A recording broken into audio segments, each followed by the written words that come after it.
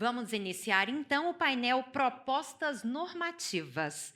Para completar o dispositivo, convido o diretor de Auditoria Fiscal e Normalização do ITI, senhor Pedro Pinheiro.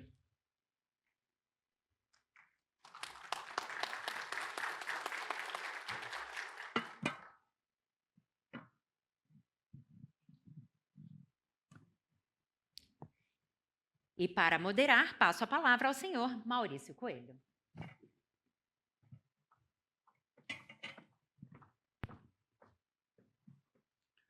Até envergonhado, né, pessoal? Estou aqui de novo.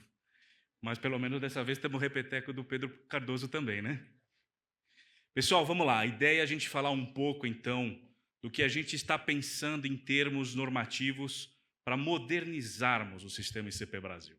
Quando a gente fala em modernizar o sistema ICP Brasil, a gente está se referindo, obviamente, à, vamos dizer assim, perenidade, né, do sistema. O ICP Brasil criado em 2001, né, os certificados digitais, e desde então a gente tem feito, por óbvio, algumas inovações. Foi o caso da videoconferência, que teve até muita resistência, diga-se de passagem, quando a gente propôs, mas veja aí, hoje tem se mostrado um dos nossos meios, já vai, como o Pedro anunciou aqui, possivelmente, talvez o ano que vem a gente já veja até uma inversão, mais emissões por videoconferência do que o presenciais, e a constatação que a gente sempre afirmou, muitos duvidavam, a fraude acontece no presencial, não acontece tanto na videoconferência.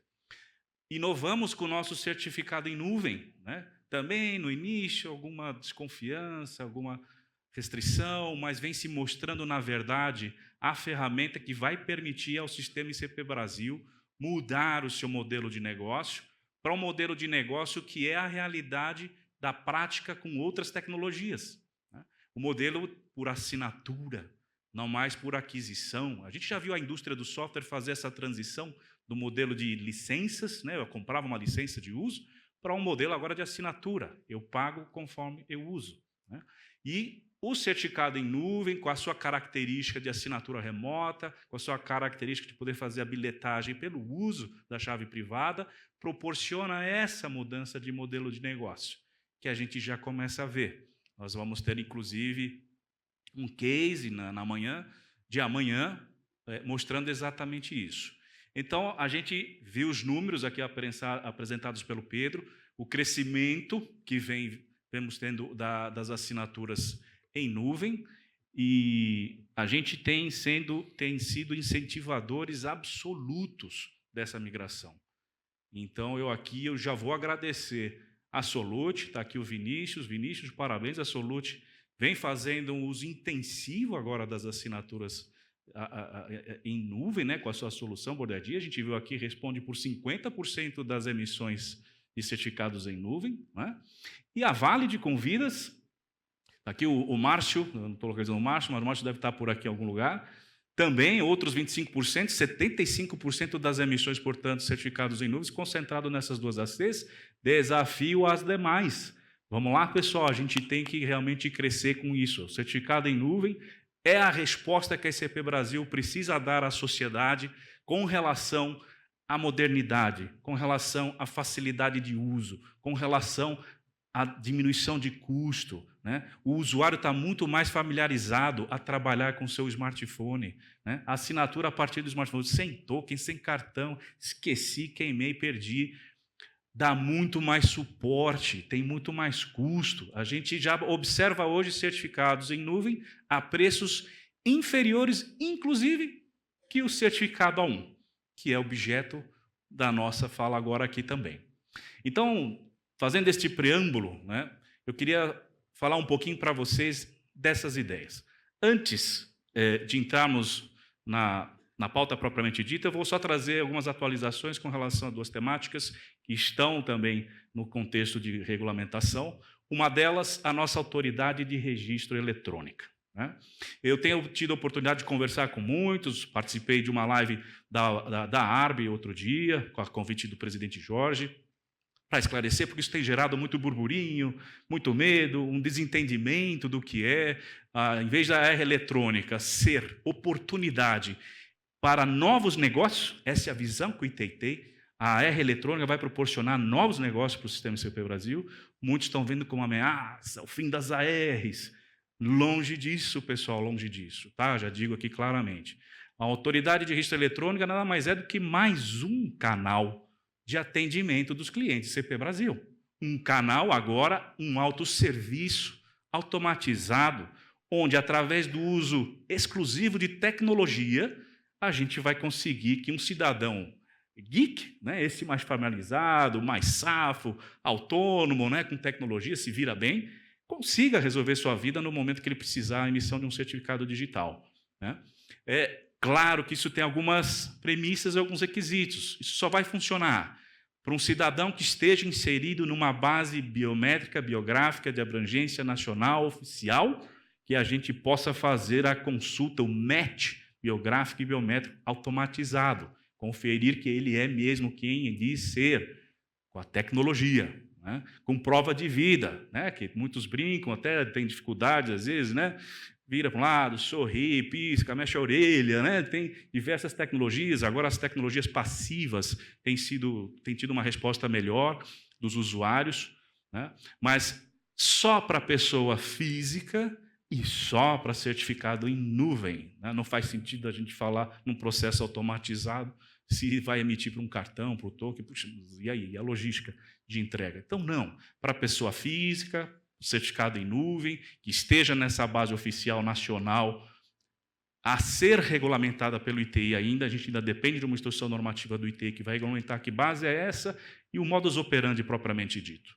E qualquer situação que saia fora disso, esse cliente tem de ser direcionado para um atendimento intermediado por um agente de registro, seja por videoconferência, seja presencial. Né? Desde que, não, eu quero um certificado de pessoa jurídica, eu quero um certificado de equipamento, não, eu preciso de um certificado de pessoa física, eu quero token. Ou houve um problema durante o processo dele lá na R eletrônica, então ele tem que ser direcionado para um suporte. Em todas essas situações, a gente vai ter o atendimento dos outros canais já regulamentados. Então, vejam, não é fim de AR nenhuma, tá? É mais um canal muito específico, e um canal que nós temos certeza que vai abrir oportunidade de novos negócios. Nós vamos estar endereçando outro público, um público que ainda não é cliente do Sistema CP Brasil, um público, como o Pedro anunciou aqui, o perfil, né, etário mais jovem, mais digitalizado, né, e principalmente, né, vai proporcionar, através de integração por APIs, interfaces de programação, que aplicações se integrem a esta AR eletrônica de tal forma a fazer emissões de certificados automaticamente na hora em que se faça necessária realizar uma assinatura. Isso é a demanda da sociedade hoje. Ninguém chega numa determinada situação, precisa assinar um documento eletronicamente, e aí ele se depara com a situação, para assinar eletronicamente, como é que eu faço? Você precisa adquirir um certificado digital CP Brasil. E como é que eu faço? Você tem que procurar a famosa quebra de experiência do usuário. Né? O que o usuário quer, o Pedro falou aqui, ninguém acorda com vontade de comprar um certificado digital. Ele tem a sua necessidade cotidiana da vida de repente, ele precisa assinar um documento, eletronicamente, digitalmente. E ele quer fazer isso da forma mais simples e razoável. Ele está lá, se depara num sistema, uma transação, chega uma hora, é apresentado um documento, ele falou, está ótimo, clica no botão assinar, pum, assinou. A AR eletrônica vai permitir que isso aconteça com certificados digitais CP Brasil. Porque nessa hora que ele clicar esse botão assinar, as APIs de integração vão conversar e dispara-se esse processo todo da captura da imagem com prova de vida, consulta à base, validou, emite em nuvem e pumba, aconteceu a assinatura. É o que ele quer saber, é o que ele quer resolver. Então, a gente acredita muito nesse novo modelo de negócio que vai permitir essas novas aplicações de integração. Imagina, um banco, um sistema de comércio eletrônico, financiadoras. O cidadão senta ali na hora de contratar um crédito, precisa assinar, não tem o certificado, para tudo, vai adquirir, volta, nada. Está ali.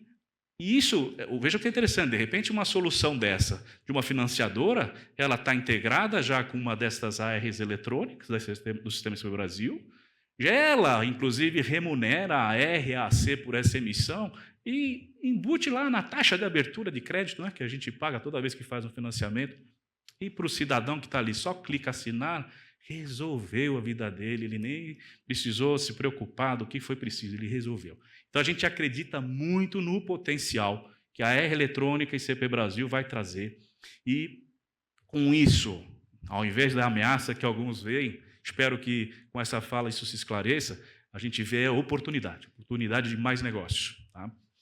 Também gostaria de chamar a atenção, o ITI começa a trabalhar na questão dos algoritmos pós-quânticos. Tá? Palavra bonita, mas matéria bastante complexa. Tá?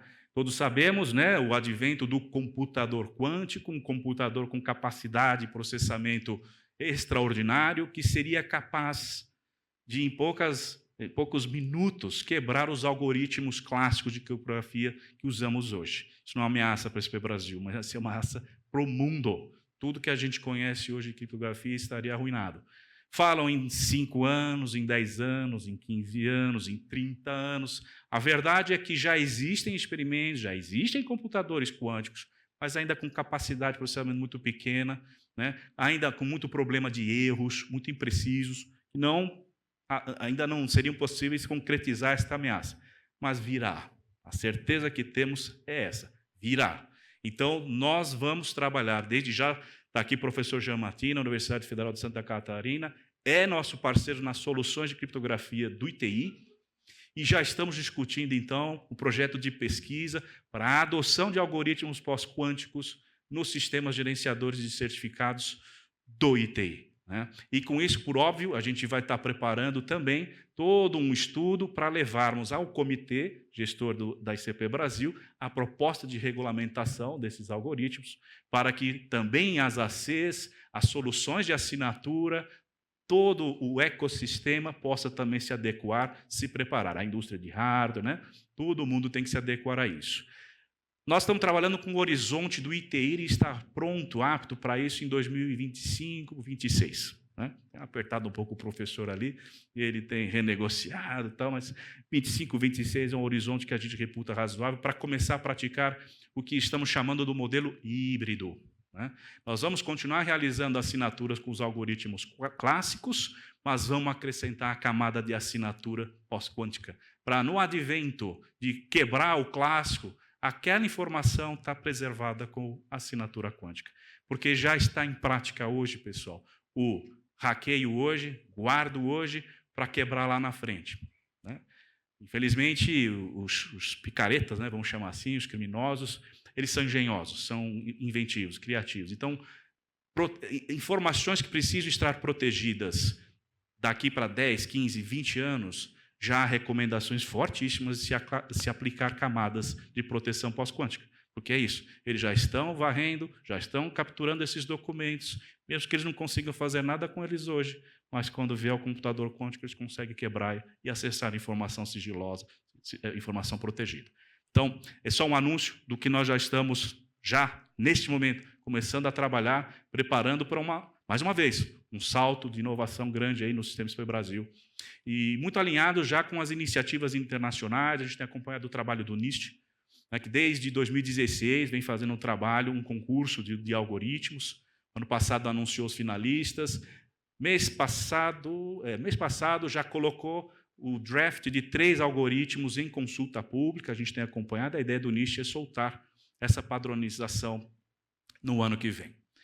Mas então vamos, por fim, à questão que nos traz aqui hoje, algumas ideias, e eu vou falar do ponto de vista assim, mais macro, depois o Pedro vai fazer uma apresentação um pouquinho mais detalhada. Vocês viram aqui, hoje a gente tem 80%, Pedro? É isso mesmo? 80% das nossas emissões são certificados do tipo A1. Certificado do tipo A1, a rigor, gente, não é um certificado qualificado. Se a gente levar as definições do regulamento europeu, por exemplo, de como a Europa reconhece um certificado qualificado, o nosso certificado A1 não se enquadra. A gente tem representantes aqui da Argentina, do Paraguai, do Uruguai, da Venezuela, Portugal, Angola. Quando a gente fala em acordos de reconhecimento internacional, mútuos, só se fala em assinaturas qualificadas, certificados qualificados. O nosso certificado A1 ICP Brasil está fora. A gente tem acordo com a Adobe, no ATL, para reconhecimento da cadeia ICP Brasil. Eles reconhecem lá os nossos certificados, menos o A1. Tenta assinar com um certificado A1 lá na solução Adobe, vocês vão ver, não é reconhecido. Você pode até forçar, né? Inclui o certificado ali na marra, mas não é nativo, não é reconhecido. A legislação, o Alexandre apresentou aqui, excelente apresentação do Alexandre, esclareceu, né? A 14.063, ela é muito clara. É ICP Brasil, então é qualificado. Tá bom. Então, aqui dentro do escopo nacional, tá bom, vai cumprindo esse entendimento. Mas, tecnicamente, nós, ITI, discordamos disso. Não, o A1 não pode ser mesmo considerado um qualificado. Ele não preenche as características técnicas necessárias. E hoje, muito particularmente, na questão da pessoa física, nós já temos, pessoal, a solução perfeita, ideal, adequada para a substituição do A1, que são os certificados em nuvem, que a gente acabou de ver, né? Então, a nossa primeira ideia é acabar, extinguir o certificado do tipo A1 para pessoas naturais, para as pessoas físicas. Tá? A gente vai fazer também uma proposta de extinção, o Pedro vai detalhar aí também, de outros tipos de certificados, mas são certificados que praticamente não existem nesse Brasil, né? Não teve emissões, não pegou, né, como se diz. A outra questão que a gente vai trabalhar é a questão do certificado de pessoa jurídica, e já de pronto já digo assim, não se alarmem, pessoal, tá? Não é, vai acabar o certificado de pessoa jurídica, não. O que nós estamos propondo é uma adequação, tá, do certificado da pessoa jurídica àquilo que ele de fato se destina, conforme o Alexandre estava até explicando. Hoje há um mau uso, vamos dizer assim, do certificado de pessoa jurídica, né, para manifestação de vontade. Ok, é um certificado de assinatura, se destina à manifestação de vontade. Alexandre esclareceu, a pessoa jurídica, sim, manifesta vontade através de seus representantes, né? Então, a gente recebe isso até lá no ITI, às vezes, documentos, né, com assinatura de um certificado de pessoa jurídica. Lá tem um responsável pelo uso, não tem? Tem um nome, um CPF. O que a gente faz normalmente é verificar se aquela pessoa tem algum grau de responsabilidade para a empresa, se só ela é suficiente, mas a maioria das vezes não se faz isso. É o que o Alexandre estava explicando. Presume-se que, opa, a empresa assinou, está valendo, não preciso de nenhuma hora. Isso não é verdade. Tá?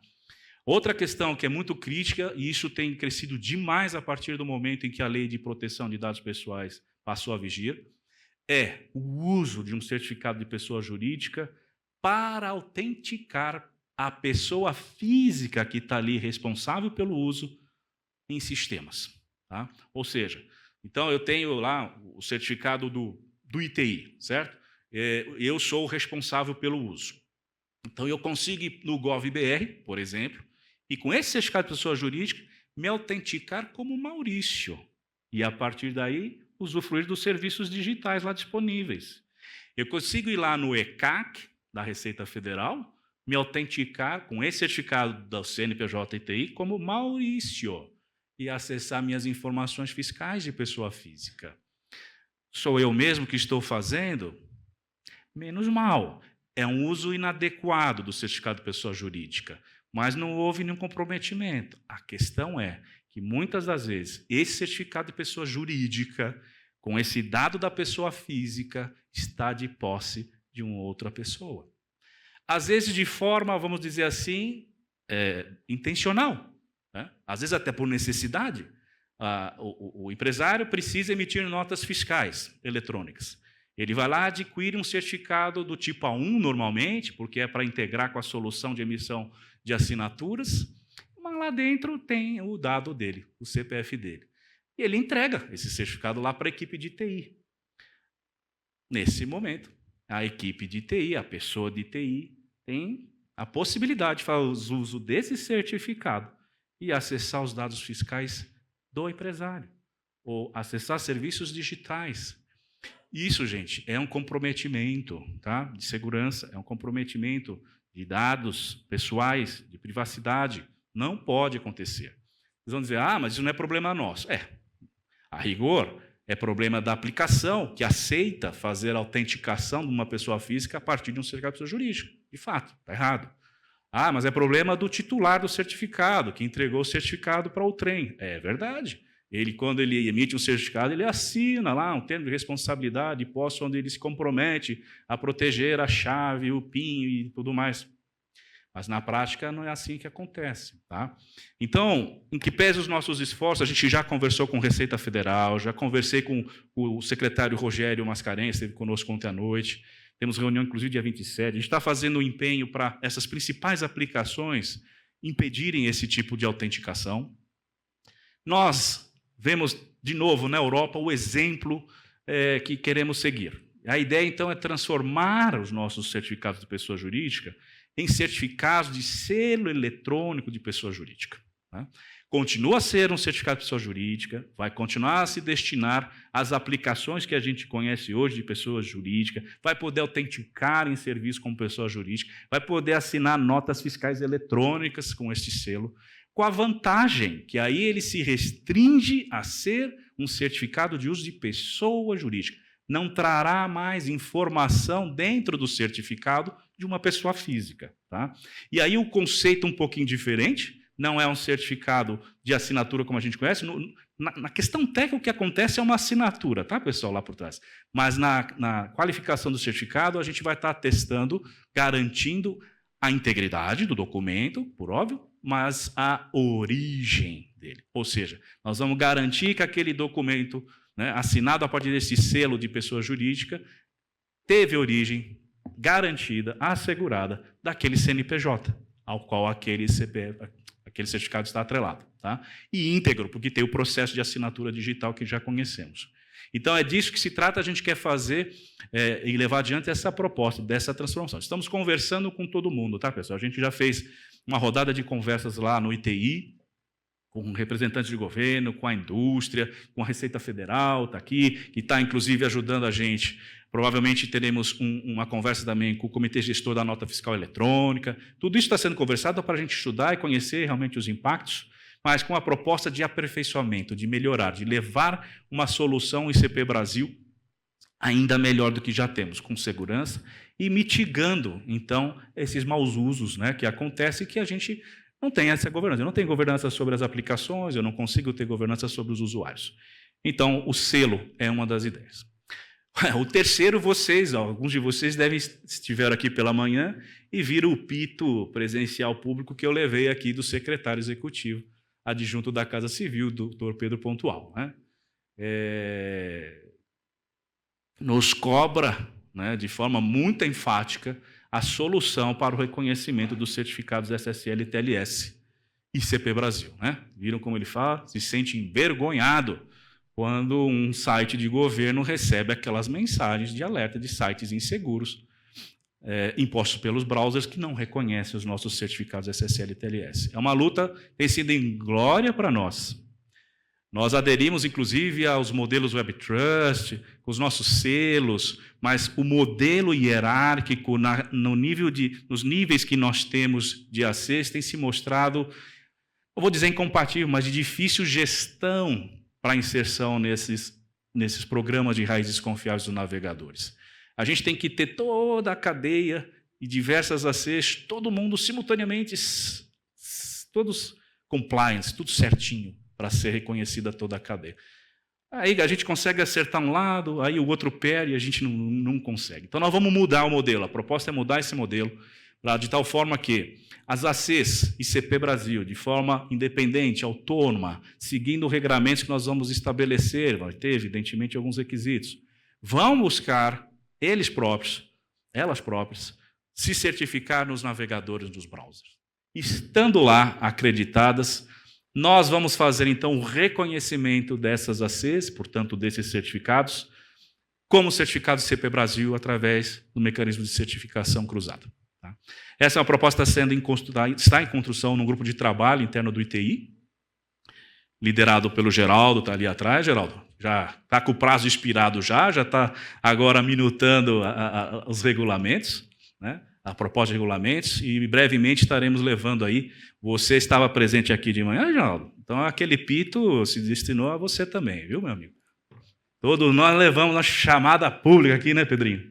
Chamada pública. E o compromisso e que a gente consiga, até o ano que vem, ele não falou aquele, ele falou nos próximos anos, ele até foi bonzinho, mas ali interno na salinha, o Irata estava lá de testemunha comigo, ele quer para o ano que vem a solução disso. É um prazo apertado, a gente sabe disso, mas de repente as CES que já estão trabalhando nesse contexto, de repente consigam se antecipar e a gente consiga fazer.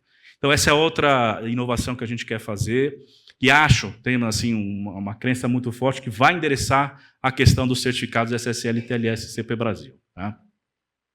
Então, assim, a gente tem hoje uma cadeia, a cadeia V10, que é destinada aos certificados SSL e TLS.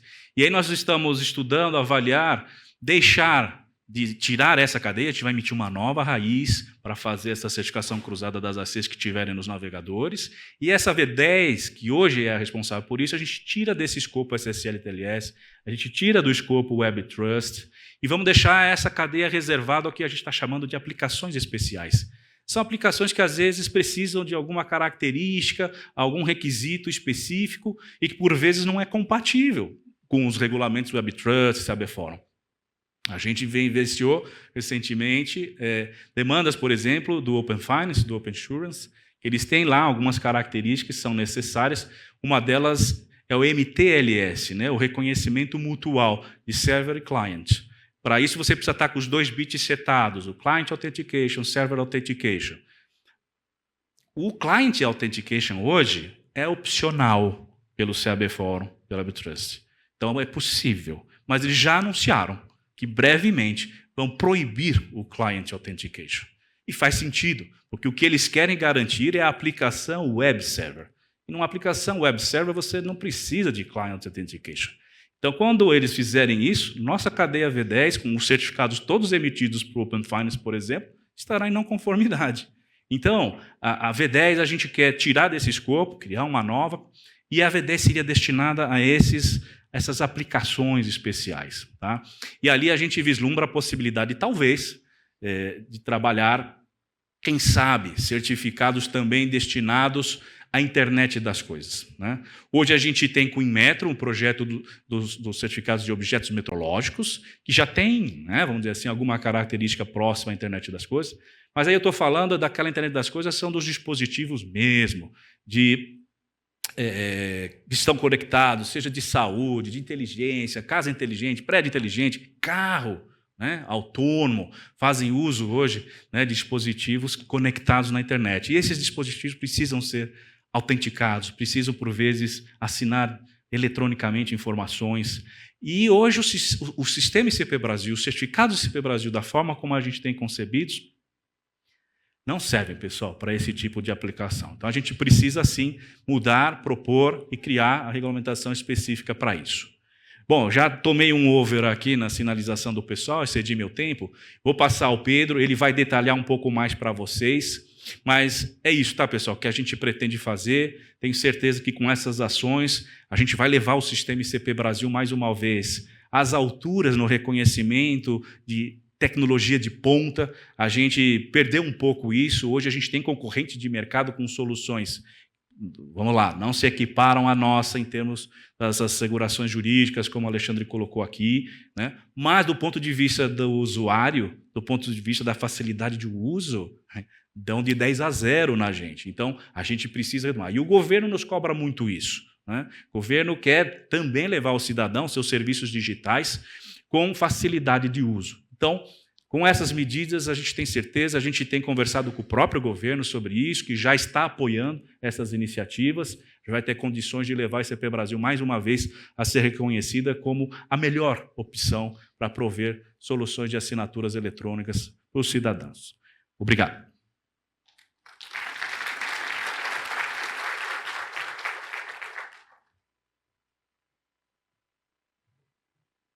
Bom, mais uma vez, boa tarde a todos. Eu vou ser breve, né? O Maurício já falou bastante, aí não sei se o suficiente, né, de tudo que a gente já está falando, mas ele já abarcou a maior parte das propostas, né, que a gente tem colocado.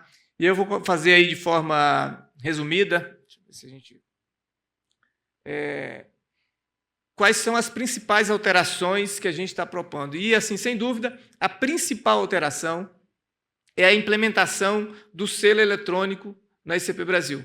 Então, o selo eletrônico, né, se a gente pudesse fazer uma tradução aqui, significa o carimbo. O bom e velho carimbo que você faz é pegar um documento e bater o carimbo simplesmente. Você não vai fazer uma assinatura. Como é a vida como ela é. Você, quando vai num estabelecimento, pega ali uma nota fiscal, não tem um documento assinado pelo dono da empresa ou pelo vendedor. Tem um papel timbrado, um documento com algumas informações com um papel timbrado. É como se tivesse um carimbo ali da empresa. Então, o que nós estamos propondo é espelhado ali no modelo da Europa. Eu costumo brincar que, quando nós criamos aqui a ICP Brasil, nós não tínhamos muito em quem nos espelhar para fazer as coisas, nós fizemos. E funcionou e tem funcionado até agora, mas chegou o momento de nós fazermos uma melhoria em todo esse processo.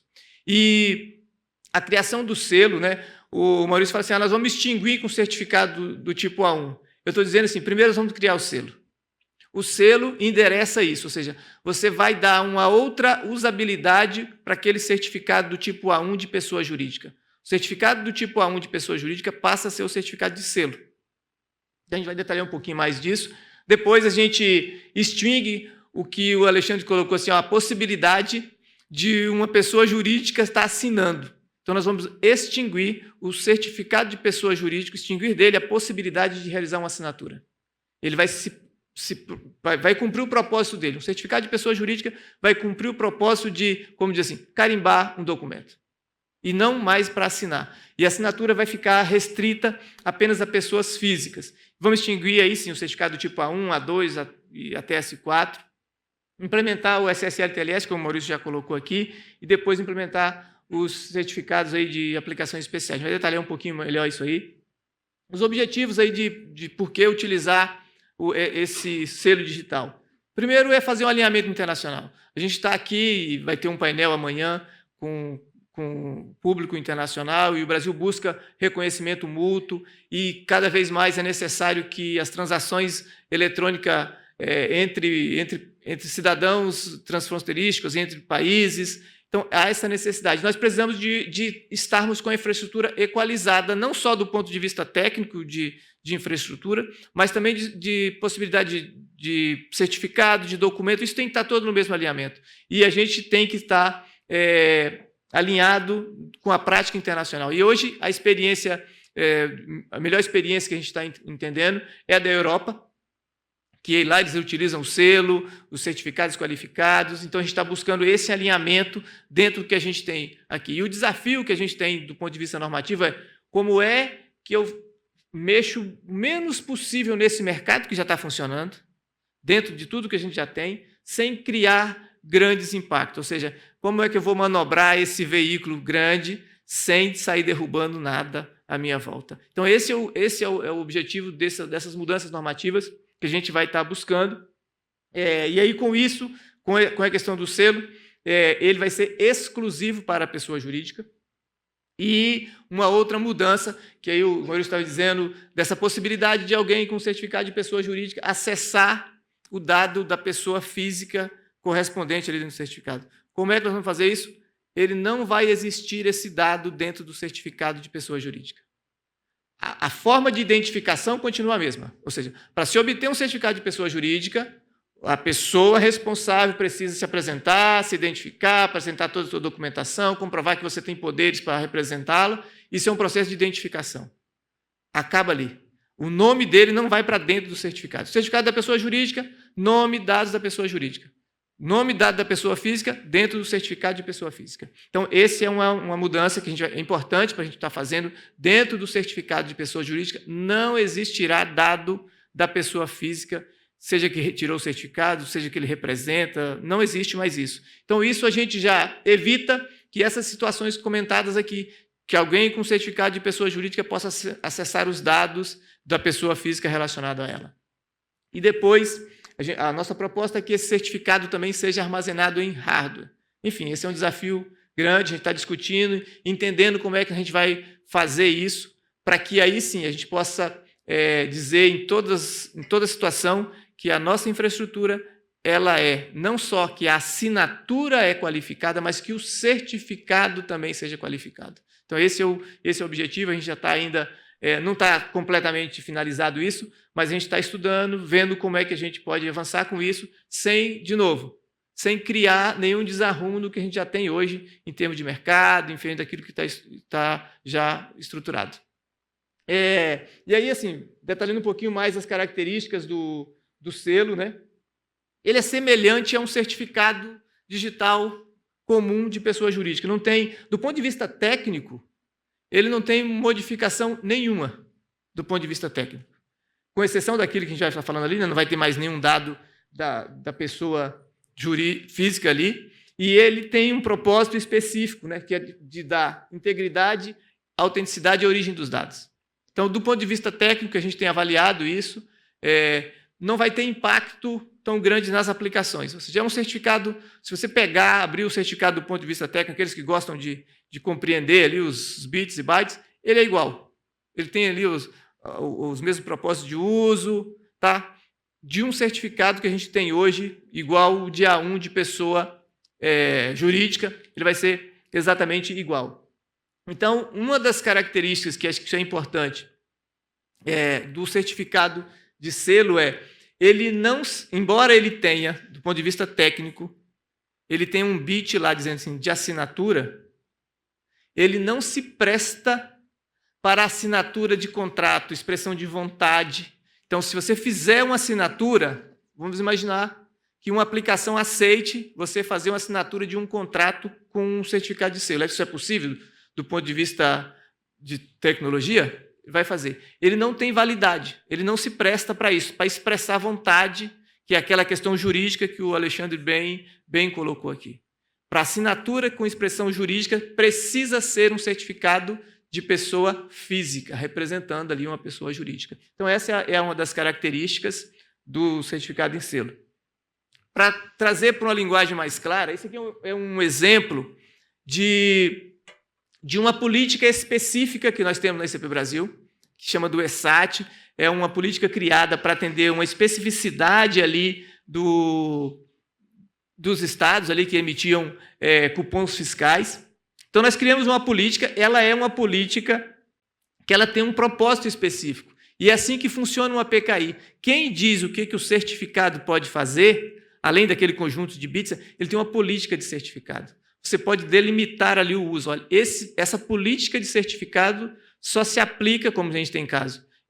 Ele só vai ser emitido para a pessoa física. Essa política de certificado só se presta para a pessoa jurídica. Então, nesse caso, nós, quando escrevemos ali a nossa política do selo, vai ter algo similar a isso aí. Qual é a destinação? Para que serve esse selo? Dentro desse aspecto, qual é o limite que ele vai ser utilizado? Então, a gente vai dizer, serve para você emitir ali documentos fiscais, nota fiscal, conhecimento de transporte, enfim, cupom fiscal, tudo aquilo que está relacionado ali com documentos fiscais e, eventualmente, algumas outras coisas que podem, por exemplo, se quiserem utilizar, a Receita Federal tem que emitir uma certidão negativa de débito de cada cidadão. Ele tem um documento ali assinado eletronicamente. Ele poderia usar um selo da Receita Federal dizendo, olha, está aqui esse documento, tem uma origem, a origem dele é a Receita Federal, ou qualquer outra coisa similar a isso. Então, esse é o propósito ali do selo. Depois nós vamos extinguir o certificado do tipo A1, e aí a gente tem aí é importante a gente estar observando isso, quais os nossos desafios que a gente tem, tá? Então, a gente está trabalhando, observando corretamente os números. O que nós vamos fazer ali? A gente tem o certificado de A1 de pessoa física vai deixar de existir. Então, naquelas quantidades que vocês estão vendo ali, na primeira coluna, A1 PF, aquilo ali vai migrar, porque a gente está chamando o nosso A3 em nuvem, ou A3 no token ou no cartão. Isso vai deixar de existir. Não vai ter a possibilidade de uma pessoa física realizar assinaturas com um certificado do tipo A1. O A1 de pessoa jurídica, ele vai ser transformado no selo eletrônico. É o que nós temos hoje. O A1 e o A3 de pessoa jurídica, ele vai estar com um propósito específico do selo. Está endereçado para o selo, não tem mudança significativa, impacto de mercado, ou seja, em vez de você vai oferecer para o cidadão um certificado de pessoa jurídica, é o selo. Está endereçado. Então, é esse aí o movimento. Depois, eu vou, acho que no próximo aqui, por que nós vamos acabar com o certificado A2, S1, S2, S3 e S4? Não pegou, não serve, não tem utilidade, não tem uso, né? Sabe aquelas coisas que você compra, deixa em casa lá, passou 5 anos, nunca usou? Melhor destinação para ela? Lixo, né? Doação, fazer alguma coisa, tirar, limpar. É isso que nós vamos fazer. Então, não justifica nós mantermos, né, nesses aí, mais de 10 anos, ter um volume desse de emissão, ou seja, não tem necessidade. Então, é a extinção muito mais para você limpar a infraestrutura, deixar o certificado menor, isso vai economizar não sei quantos milhões de bits que vão deixados de ser armazenados. É isso, esse é o objetivo.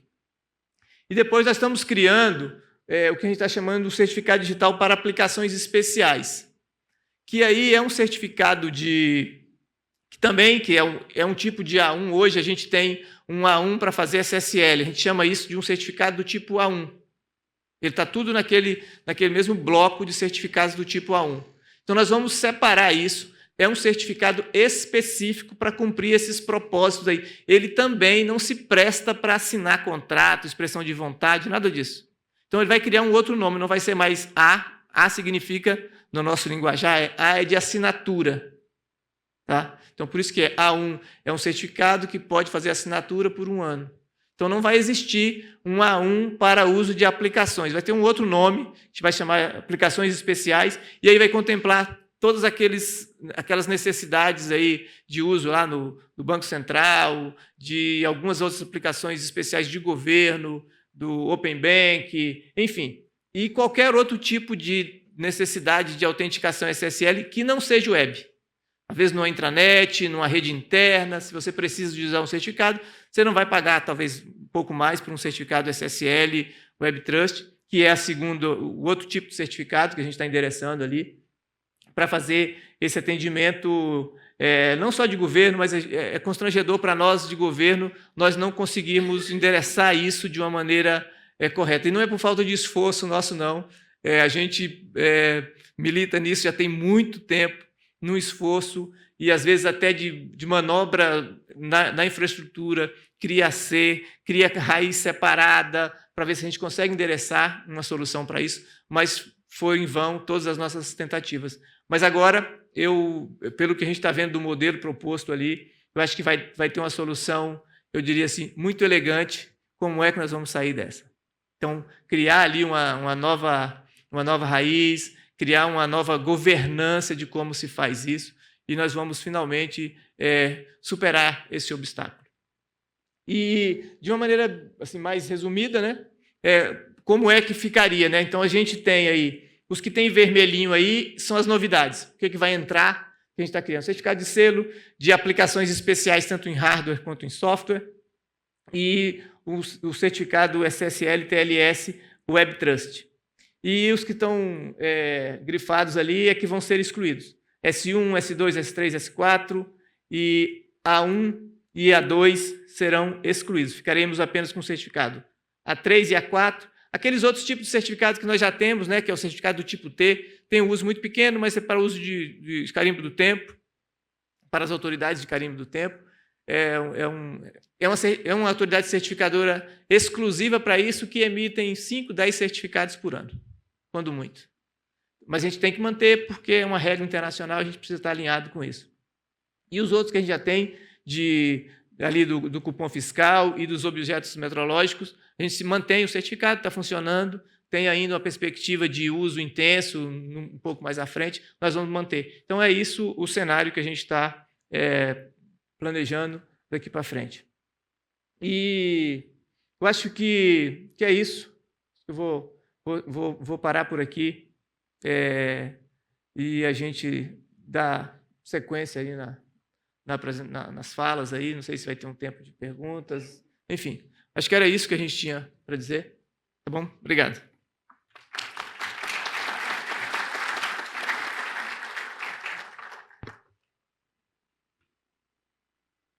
Agradecemos, então, as palavras dos senhores Maurício Coelho e Pedro Pinheiro.